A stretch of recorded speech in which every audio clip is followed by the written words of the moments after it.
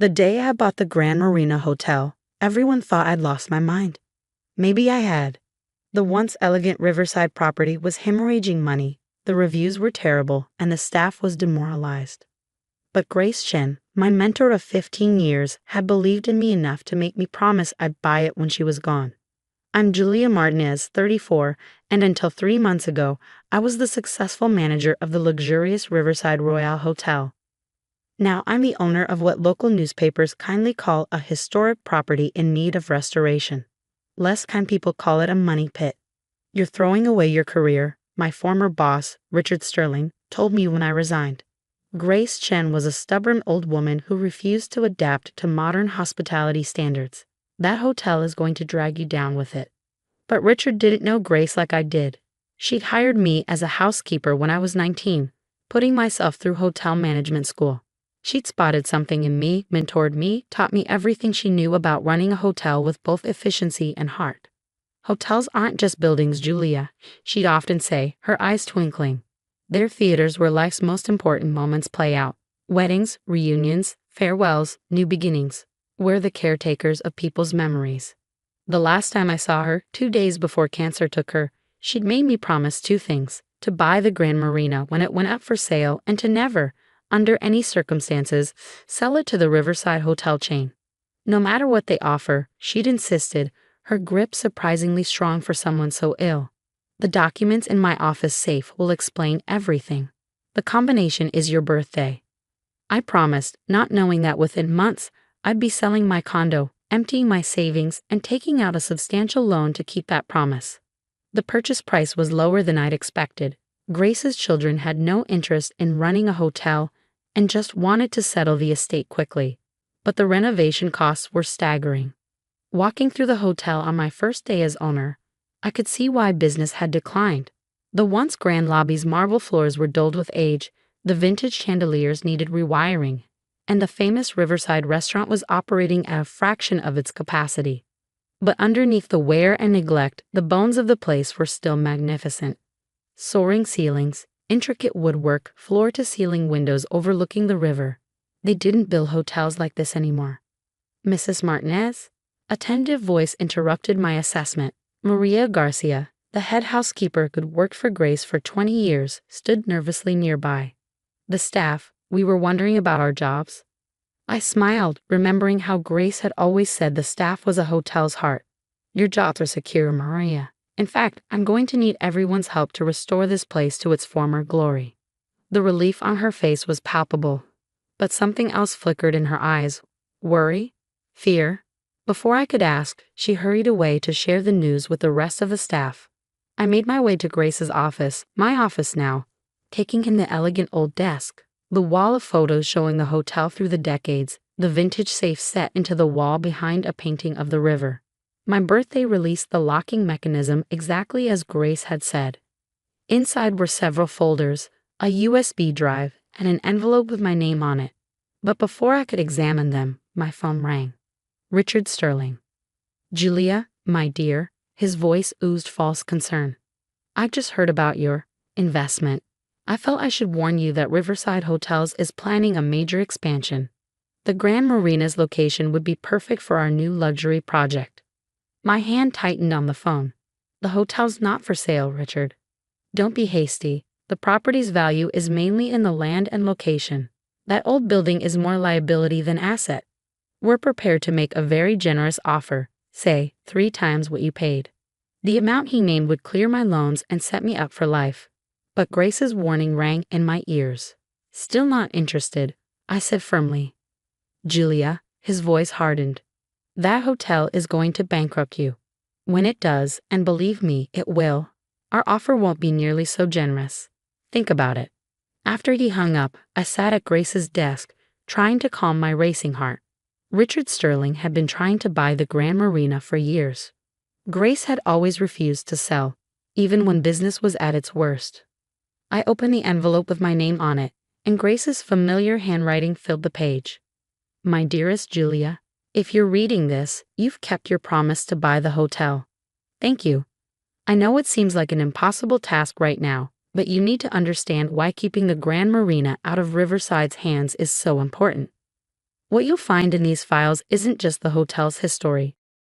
It's evidence of something Richard Sterling has been trying to bury for 30 years. Something that would destroy not just him, but the entire Riverside Hotel's empire. Start with the blue folder. Everything will make sense then. Be careful who you trust. Some of our current staff were planted by Sterling years ago. They've been reporting to him, waiting for me to die so he could swoop in and buy the hotel before anyone discovered the truth.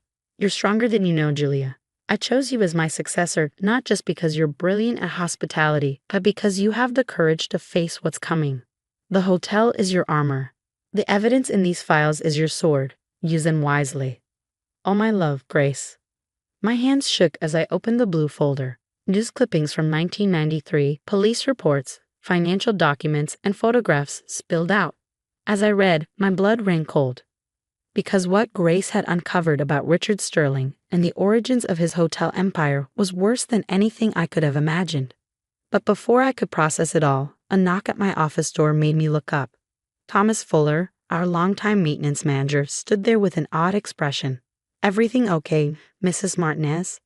Some of us noticed Mr. Sterling called. Something in his tone made me remember Grace's warning about planted staff. How long had Thomas worked here? I tried to recall, but the dates were fuzzy. "Just a courtesy call," I said carefully, casually sliding the folders back into the safe. "Welcoming me to the industry." He nodded, but his eyes lingered on the safe for a moment too long. After you left, I sat in Grace's chair, my mind racing. I wasn't just fighting to save a historic hotel anymore. I was fighting to expose a truth that powerful people wanted to keep hidden. But what I didn't know yet was that the real danger wasn't just from Richard Sterling or his spies. Because what Grace had discovered went far beyond hotel industry corruption. It reached into the highest levels of city government, and some of those people were still in power today. That night, after everyone had gone home, I carefully reviewed everything in Grace's safe.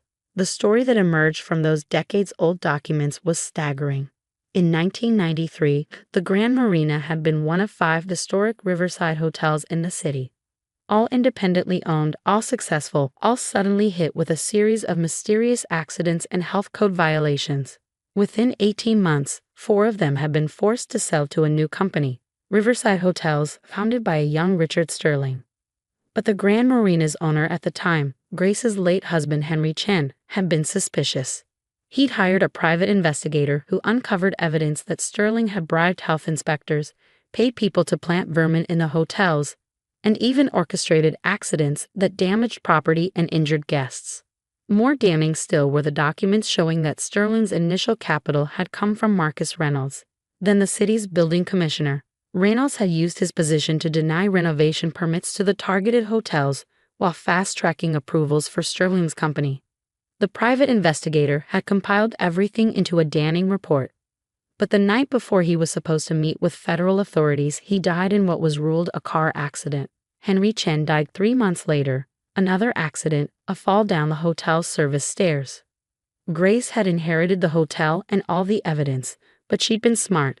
Instead of going public immediately, she'd spent years gathering more proof, building a bulletproof case while pretending to be nothing more than a stubborn old woman who refused to sell her outdated hotel. The USB drive contained recent evidence, emails between Sterling and current city officials, proof that he was still using the same tactics to acquire properties, records of offshore accounts used to hide bribes and payoffs. But the most shocking discovery was a series of photographs from the night Henry Chen died.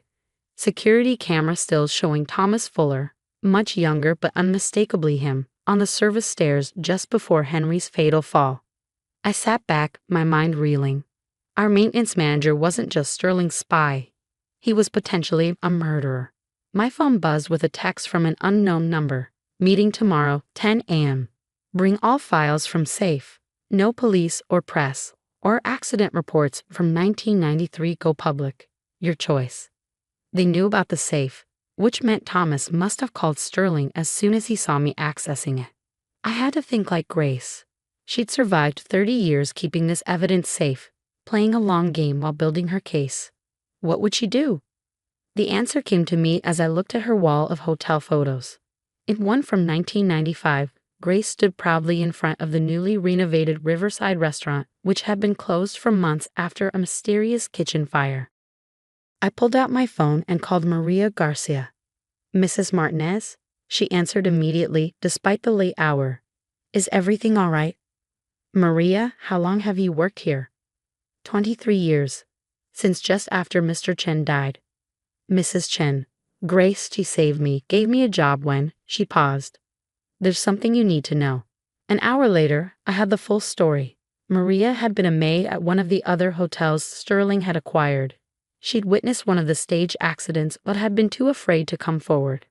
Grace had hired her, protected her, and kept her statement safe all these years. There were others, Maria told me.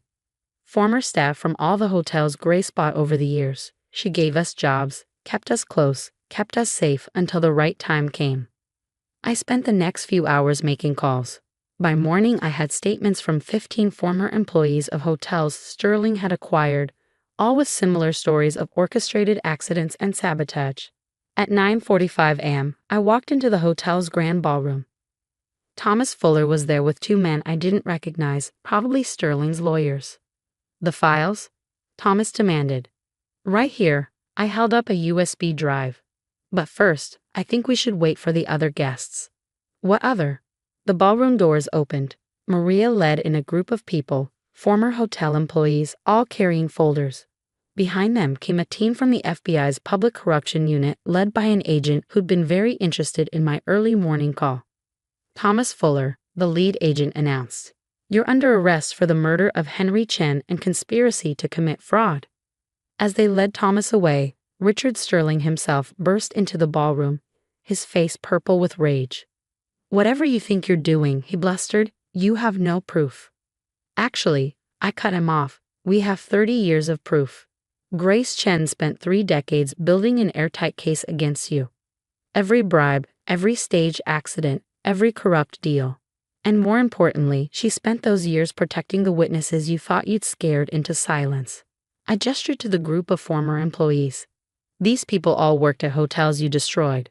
Hotels you acquired through sabotage and murder. They're all here to testify." Sterling's face went from purple to ash gray. "You'll regret this." He tried to sound threatening, but his voice shook. "I have friends in city government, like Commissioner Reynolds." I smiled. "Check your phone, Mr. Sterling. The story's already breaking on every news channel in the city." The investigation that followed shook the city to its foundations. Sterling and 3 current city officials were indicted on multiple charges. The Riverside hotel chain collapsed as evidence of decades of corruption came to light. But the Grand Marina, we didn't just survive, we thrived. The publicity from the case brought attention to our historic property. Grace's carefully preserved evidence didn't just bring down Sterling's empire. It proved that our hotel had been targeted because of its success and Henry Chen's integrity.